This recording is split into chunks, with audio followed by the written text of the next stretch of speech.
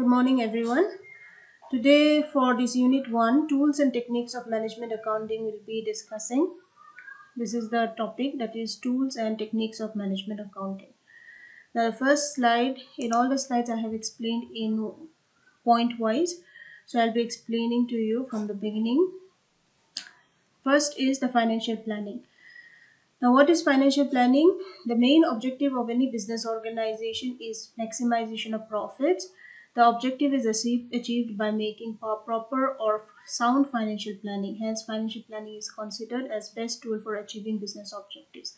Now, why they are saying that it is the financial planning is the best tool for achieving business objectives? So, the main objective of any business organization is for earning profit or to maximize the profits. Now, without any kind of planning, if there is no planning, there will be no profits in the business, or the business cannot run without profits.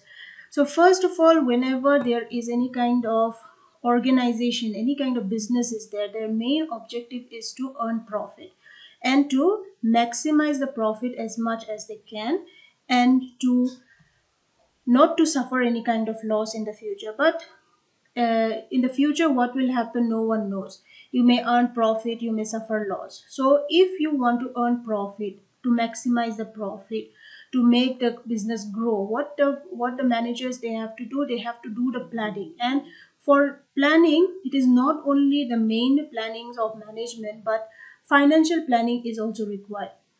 Now, financial planning, the term financial is related with money. So, whenever planning is done in a proper way, then only the business organization can earn profits in the future. So, this is the financial planning. Next is financial statement analysis. Now, financial statement, as you know, what are the financial statements? Financial statements are the profit and loss account and balance sheet. In profit and loss account, we show the net profit and net loss, if there is any, and in balance sheet, we show the assets and liabilities of the business, which shows the financial position of the business to the outsiders as well. Now, what is financial statement analysis? Analysis means to check in how the profit and loss of the company and the balance sheet of a company is showing, how it is showing to the profits or loss of the business. And in different period, they have to compare the profit and loss account and the balance sheet. How we are going to analyze this? We can analyze this through the help of the management by seeing how the business is growing. If the business is earning profits, then we can assume that the analysis, whatever the profit and loss account we made, whatever balance sheet we showed, it is according to the business for earning the profits. But if suppose there is any kind of losses, then the business statement, that is the balance sheet, the financial statement balance sheet, will not have a proper impact on the people who are interested to know about the company. The investors might not want to invest in that company, the creditors might not want to lend money to the company, and so on. So what happens is, to make the company grow, in order to earn profit, there should be a financial statement analysis. Financial statement analysis means to check in whether the business is earning any profits or suffering any losses, and giving all the information as it is required to the public as a whole. Now, this analysis is done through comparative financial statement, common size statement, and ratio analysis. Now, comparative financial statement is a statement where 2 years profits or 2 years losses will be given in the question, and then you need to compare those two financial statements to find out in which year you have earned profit and in which year you have suffered loss, if any. And if in both the years you have profits, then compared to in the previous year whether you have earned any kind of profits, and in the second year maybe you have earned more profits. So you have to compare the 2 years which will be given in the question. Now, previous years, sometimes it might happen that in the previous year you have suffered loss. Let's say you have made a loss of 10,000 rupees, and in the next year you have earned a profit of 20,000. So you have to compare, like in the previous year, the 10,000 rupees a loss. Why did you suffer that loss? The reason you have to find it out. If you don't know how to find it out, the reason for what you suffered the loss, then the financial statement is of no use. So in the next year, you are earning 20,000 profit. Now, what is the reason that you have earned 20,000 profit? That comparison will be done in the comparative financial statement. Now, in comparative financial statement, one more thing is there, that if suppose, now I have talked about the loss and the profit, right? Now, previous year, let's say you had a profit of 20,000, and in the next year you have a profit of 50,000. Now, there is a gap of 30,000 rupees, right? In the previous year you have earned profit, but then it was less as compared to the next year. In the next year you are earning 50,000 rupees, and in the previous year you have earned 20,000 rupees. So there is a difference, right? So why in the previous year you have earned only 20,000 rupees? That reason, you have earned a profit, but still it is less compared to the next year, right? So you have to compare these kind of profits between the two financial years, and the losses, if you are earning suffering, then again it have to be compared, and it can be done with the help of comparative financial statement.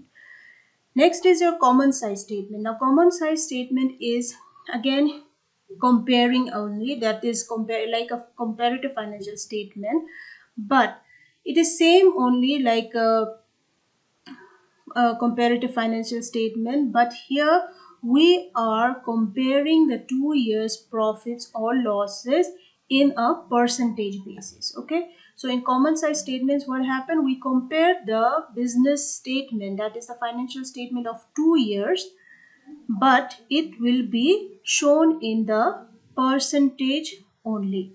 So percentage demonstration of the financial statement, whether in the previous year you have earned profit or loss, in the second year you have earned profit or loss, it have to be compared first. After comparing only, then you have to find out only the percentage, how much percentage difference is there between the previous year in the next year. That is known as your common size statement. Now, common size statement, let me repeat it, common size statement is also similar with comparative financial statement, but only the difference is that in common size statement we display in percentage basis, but in comparative financial statement we just take the difference between the amounts, not the percentage. We don't calculate percentage in comparative financial statement. Only in common size statements we compare the profits or losses of two financial years, plus we take the percentage of the difference between those two financial years.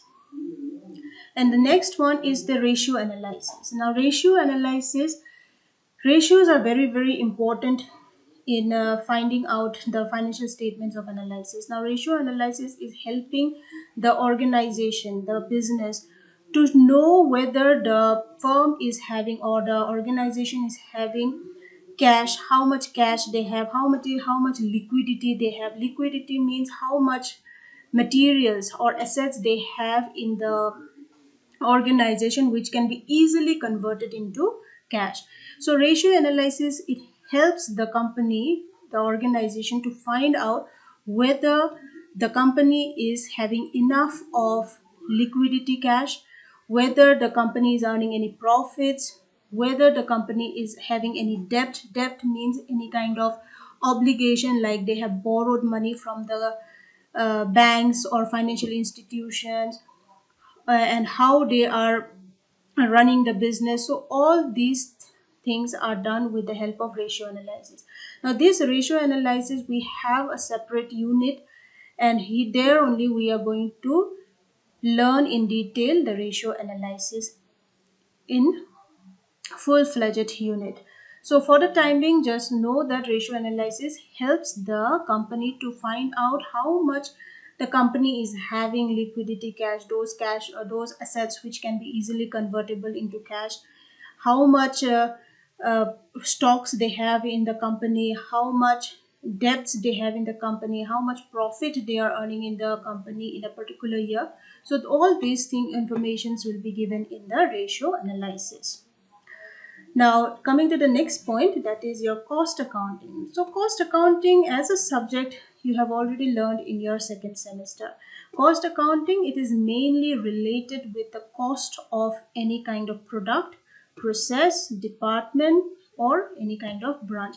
So, we in cost accounting mainly we deal with cost of a particular product, cost when it is required for processing a particular product in a department, what department might be there in a company. There might be so many departments like production department, purchase department, sales department, finance department, so and so. So in those all those departments there will be some kind of cost, right? Like suppose, let me take an example of purchase department. Purchase department will have cost of what? They have to buy raw materials, they have to take care of the room where they will be putting on those goods, and then they have to have the electricity bills, the rent of that room, everything. These are all cost of that department.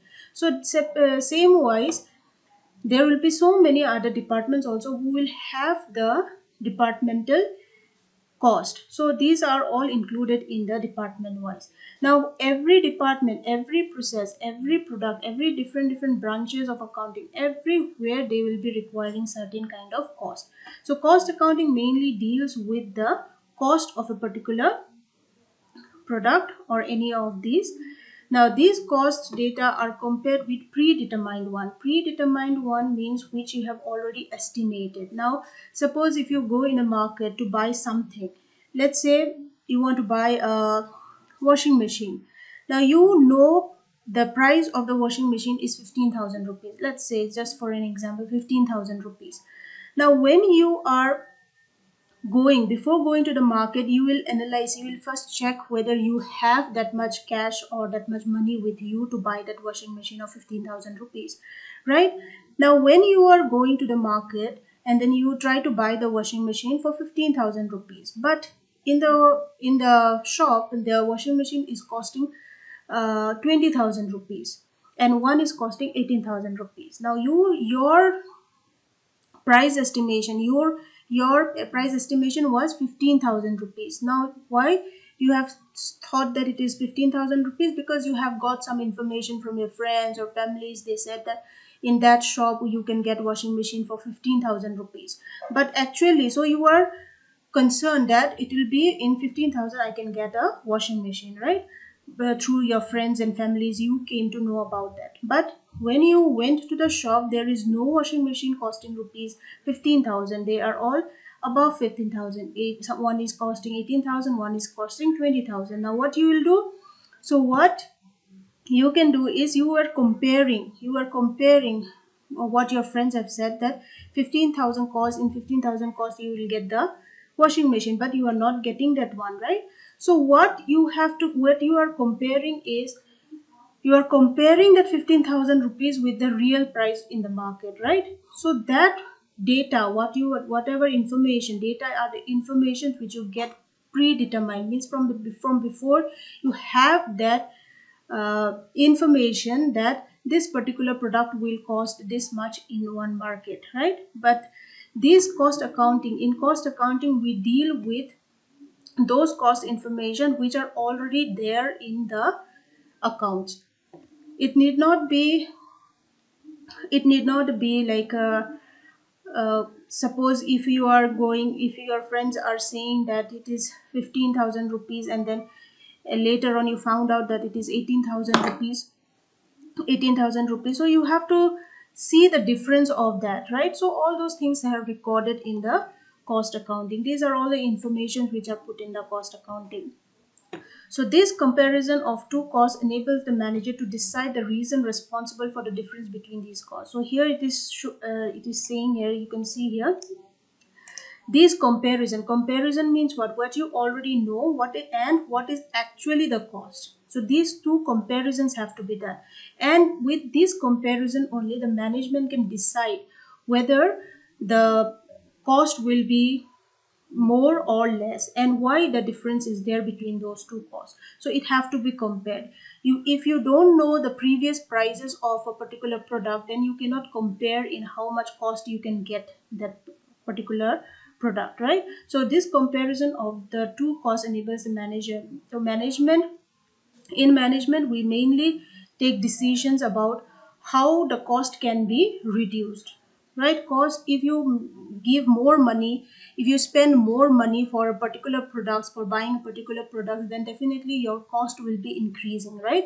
And in that way the company cannot earn profits, so they might suffer certain kind of losses. So for in cost accounting, it is mainly related with the cost information which we compare with the previous informations which is available for us, and it helps the management to take a responsible decision for to find out why there was a difference between the cost.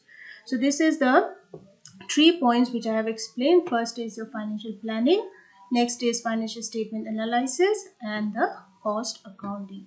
So let's go to the next slide.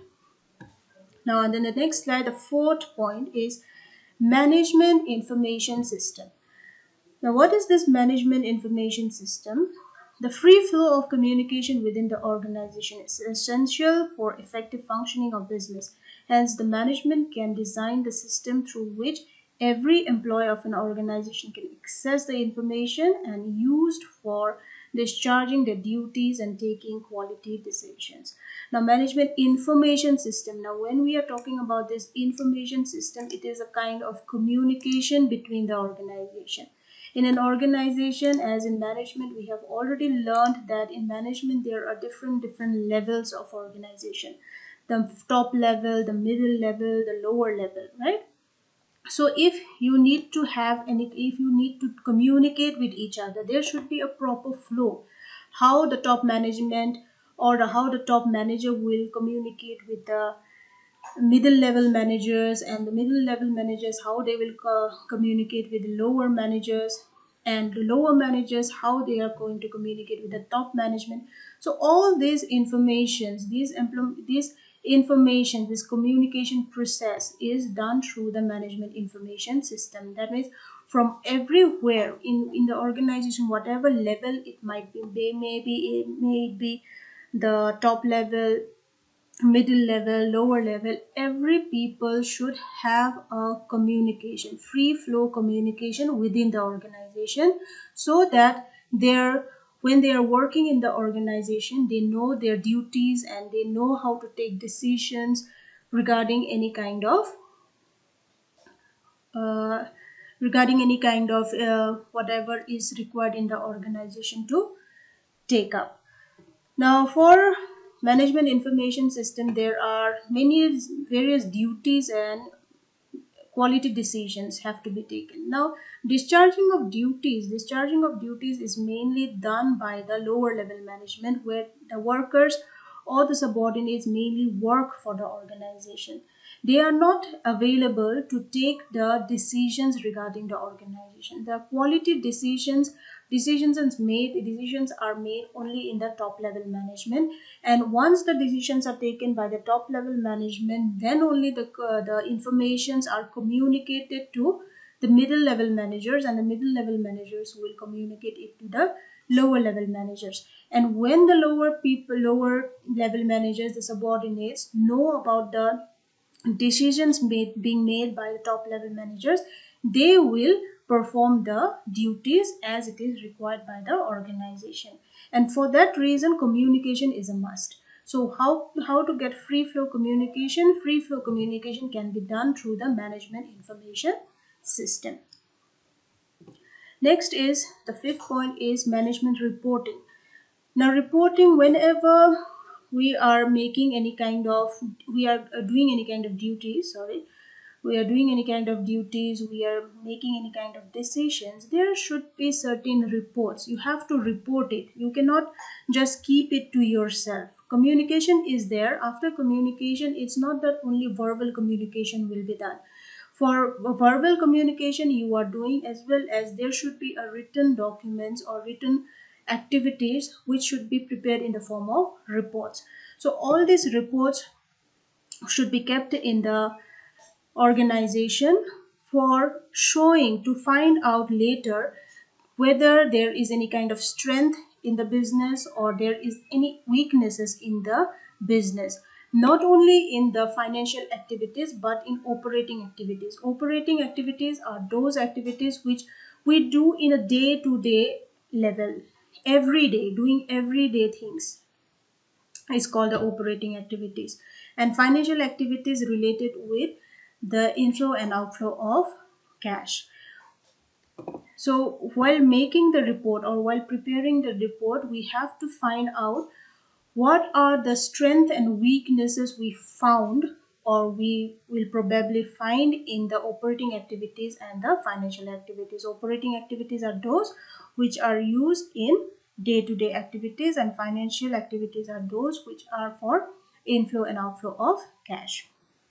Now here they are saying these identifications are highly useful to management for exercising control and decision making. So if you have reports of the organization and you know that whatever decisions you have taken for the business, whether it is in favor, that is in favor of the company's strength, or it is against the organization, that is weakness of the organization. If there is any kind of difference is found between the strength and the weaknesses of the company, then it becomes difficult for the management to control the organization in a proper manner. So for management reporting, in management reporting, the report should be as such that the management can, with the help of those reports, management can control the organization, controlling the organization in different manner, and it will help the management in taking various kinds of decision for earning in the earning profits in the future, or earnings profits in the future, and how the company will grow in the future. So reporting is a must. So reporting will be done only after the communication has been given out to the various levels of management. First, the communication should be there, and communication will be there through the management information system. We call, in short form, we call it MIS. And after this MIS system has been developed, then the matters of management have to be reported properly in the organization or recorded properly in the organization. All right. Next is your fund flow analysis. Now, fund flow analysis, the term fund is related with the sources and applications of money. Now, sources means from where you get the money. Application means where you apply, where you use those money. So in fund flow analysis, mainly it is related with the sources and application of money. Sources is from where you are getting the money, how you get the money for the organization. You can get the money through shares, you can get the money from banks, you can get the money from creditors, and so and so. And application means how you are applying or where you are spending those money. Now, you can spend the money in buying materials, you can spend the money in buying machinery, you can spend the money in buying buildings, paying salary to the workers, paying wages to the laborers, so and so. So these are the sources and application of funds.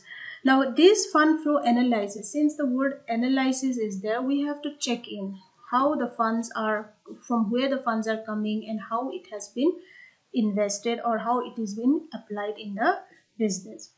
Now, this fund flow analysis is showing the movement of fund from one period to another. Now, from one period to another means there is a financial statement. Always there is an accounting year for recording transactions, right? So, in a particular accounting year, how the flow, how the movement of the funds was there, and in the next accounting period how the funds are moving again, that have to be compared in the, that not only compared, just to check in how it has been going on in the organization. Fund flow analysis. This analysis find out the movement of funds from one period to another. Movement from one period to another means from one accounting period to another accounting period. You need to see how the funds were properly used. That means from where you are taking the money and how you are applying the money. This analysis is very useful to know whether the fund is properly used or not in a year when compared to the previous year. So as I have said just now, it is just saying it is how we have to see how the funds has been utilized, how the funds has been utilized and how it has been taken from outside, that is the sources, and how it has been applied, that is the applications. And this analysis will help us to know how it has been utilized, the fund was properly utilized or not. We have to check in the fund flow analysis. Now working capital changes and funds from operation can also be found out through this analysis. Now this is working capital changes and fund flow operation. Now working capital changes. Working capital is the capital which is, you have to compare the current assets with the current liabilities. I hope you all know what is current assets and current liabilities. So current assets are those assets which are mainly for a short period of time and which can be easily convertible into cash. And current liabilities are those liabilities which you need to pay or which you are needing to pay to the outsiders within a year. It cannot take more than a year to pay the money. That is current liabilities. You are having the liability to pay the loans or money, whatever you have taken.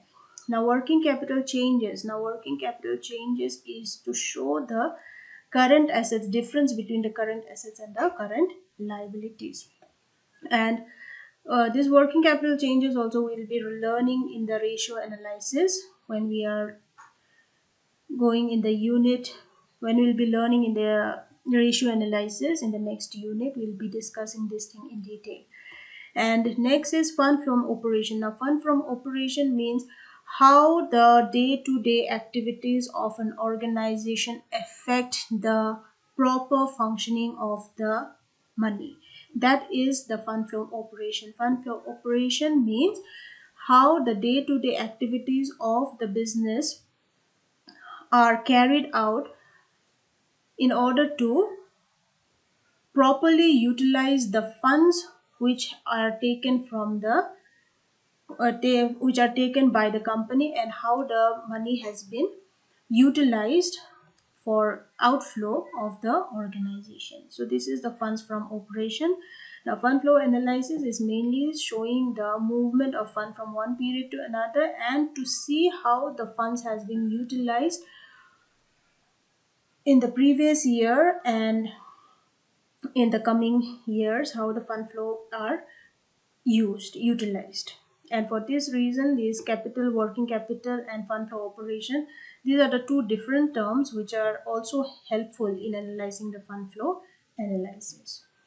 So moving on to the next slide. Now this is the seventh point, that is the statistical technique. Now statistical technique, these are those techniques which are mainly used in statistics. Statistics is the collection of information from various data and information already available in the environment. Now, statistical techniques, there are various techniques which are helpful in solving the management problem. So these statistical techniques, you will be no need to go in detail about this. There are statistical techniques, you can just understand that these are those techniques which helps the management in removing management problems. Okay, if the management is having any kind of problems, then this techniques, the statistical techniques, that means the use of statistics in management, helps the managers to solve certain kind of problems. Okay, now statistical techniques, some of the examples they have given, that is methods of least square, regression and quality control. So these things you need not go in detail because these are very lengthy topics which you'll be learning in your third. in your fourth sem or fifth sem in your next semesters. Okay, so just for the time being, you can see that statistical technique is are those techniques of statistics which helps the manager in solving management problems. Now again, we are having this ratio analysis. Now in detail layers, I have written here, it is used to management in the discharge of its basic functions of forecasting, planning, coordination, communication, and control. It paves the way of effective control of business operations by undertaking an appraisal of both the physical and monetary targets. Now, ratio analysis, what they are saying is they are helpful to find out the liquidity position of the business. They are helpful to find out the profits of the business. They are also helpful in knowing whether there is what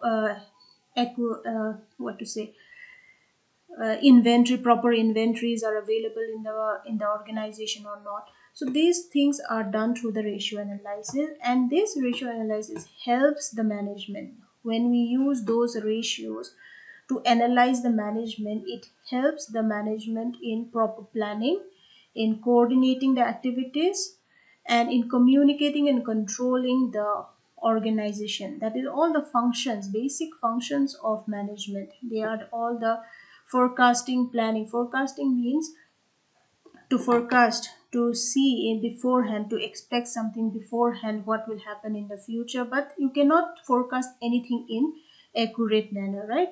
In business there is always some kind of risk, so you cannot avoid those risks. And if you can forecast the risk, it is far better. But mostly in management, we cannot forecast the risk in advance. So for since we cannot forecast any kind of risk, any kind of uncertainty in advance, we need to take some kind of precautions for that, right? So for taking any kind of precautions, we have to have proper planning in the organization. Planning must be done in the organization before starting the business or before running the business in the proper manner.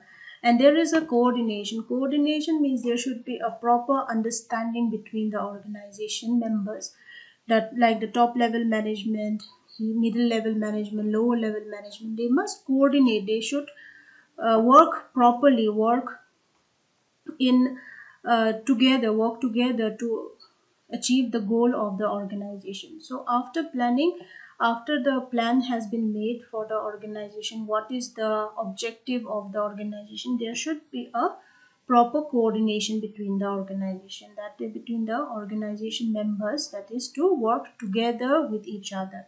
And there should be a proper communication between all the levels of management, and there should be proper controlling. Proper controlling can be done at the end of the this whether the firm when the firm is earning, after knowing that the firm is earning profits or loss, then in that case controlling functions comes over. Like if you are having profit, then what are the benefits you are having, and if you are suffering any kind of loss, if you are having loss, then what is the reason that you have the loss, and how to control those losses to occur in the future, how to control those things, it will be done in the future. So these functions of management helps the management. Functions of management is very essential for running the business, and with the help of ratio analysis we can discharge all these basic functions of management. Now next is your standard costing. Now, standard costing is a predetermined cost. Now, what is this predetermined cost? Predetermined cost means you already have to decide in advance what should be the cost. Now, for standard costing, I would like to give you a small example, then it will be much clearer. Now, suppose you all are in college in the third sem, right? So when you were in second semester, for giving any kind of exam, you are having final exam, right? So in your final exam, your minimum criteria to pass the examination is what? 33% or 40%, right? If you get 40%, I don't know exactly what is the percentage criteria, but let me just think that, assume that it is 40%. Now standard is there, right? That is the standard set by the university. That means 40% you have to get in order to pass that examination. If you get below that 40%, you are failed, and if you get more than that 40%, that means you are passed, right? So that is called a standard. That is a predetermined marks or percentage which has been done by the university. The same way in the company also, they have to decide in advance what should be the cost of a particular material. If the cost is below that standard cost, they have to see the reason why the company is earning less than the standard. If it is more than the standard, then the company will see that, okay, it is a good sign that we are earning more than the standard cost. Okay, so in the same way in the university also, 40%, if you are getting 40% is the standard, right? So if you are getting below that 40%, you are failed. Then our responsibility, the teachers responsibility, is to find out what is the reason that you all didn't get that 40% marks, the standard marks or standard percentage to pass the examination. So there should be some kind of reason, right? Maybe you have not studied, or maybe you have not written the exam properly. So that is the standard cost. First you have to determine it. First you have to you should know in advance what is the pass percentage criteria. If you don't know the criteria, then how you will know whether you have passed or failed? You will not know if if the university will not set that 40% target. You will not know whether you are passed or failed, right? So therefore it is required for all the university to set that percentage.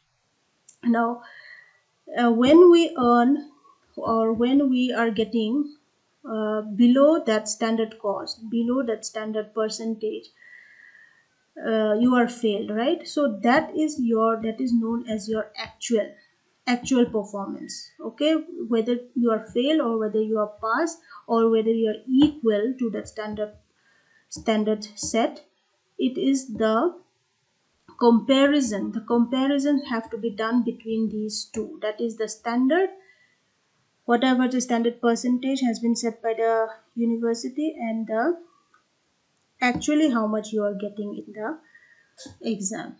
So these comparisons have to be done, and if there is a comparison is done, there will always be a deviation means there is a difference between these two. You have passed the examination, that means if you have passed the examination, you are getting more than 40% or exactly 40%. If you are getting 33%, that means you are getting below 40%. So that is the deviation. We have to find out the deviation between these two. So similarly, in the standard costing also, in the companies also, we determine one standard cost, and then we compare the actual cost and the standard cost. And if the actual cost is more than the standard cost, then why the difference is there? Or else if the actual is less than the standard cost, why the difference is there? In both the cases, we have to compare the actual with the standard. And this, whenever there is a difference between the actual and the standard cost, there is a variance or deviations means there is a difference between these two. Then we have to find out the reason behind that, why there is a difference between actual cost and the standard cost. And if we find out any kind of differences, then proper action should be taken to stop those differences. Okay, now what is variance and what is deviation? Deviations means any kind of difference between the standard cost and the actual cost, and variance is also same thing. We can use the words interchangeably, like variance is also the difference between the actual cost and the standard cost. So these are the 9 points which I have explained. Next slides I'll be taking in your next class. So hopefully I have made you all clear the explanation. If you have any questions, then you can ask me in the comment sections, and please like the video. If you are watching the video, you like the video, and thank you.